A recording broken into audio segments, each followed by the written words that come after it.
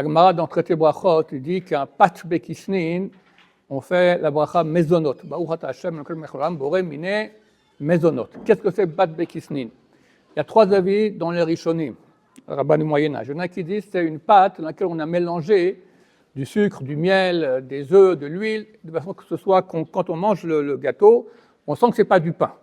S'il y a que très peu de sucre ou d'huile et on sent que c'est du pain, c'est ça la pizza par exemple. La pizza, si ça a un goût de pain, c'est motzi. Si ça a un goût de gâteau, alors c'est mezonot.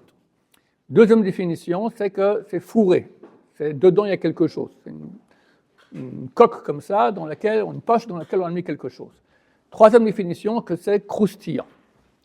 Maintenant, pour la majorité des rabbanim qui disent ces avis-là, ils disent que les autres choses, quelqu'un qui dit c'est croustillant, il dira que quand c'est fourré ou quand c'est avec du sucre et de l'huile, c'est motzi. Et comme ça pour les autres. Donc en fait, nous on fait mezonot, mais en fait ça fait que motzi. À moins qu'il y ait les trois conditions réunies. C'est très rare. Et croustillant, et fourré, et la pâte mélangée avec du sucre et de l'huile, etc. C'est très rare qu'il y ait cela. Nafkamina, par exemple, quand il y a un cocktail, quelque chose, d'accord, les gens vont, il y a une très belle table comme ça, alors d'habitude ils vont faire la brachot. D'abord mezonot, après es, après adama, après sheakol. C'est faux et c'est vrai. Tout dépend le mezonot, qu'est-ce que c'est. Si c'est un vrai mezonot, qui a les trois conditions, très bien. Mais si ce n'est pas le cas, et comme je dis d'habitude, ce n'est pas le cas, ce mezonot, c'est du pain.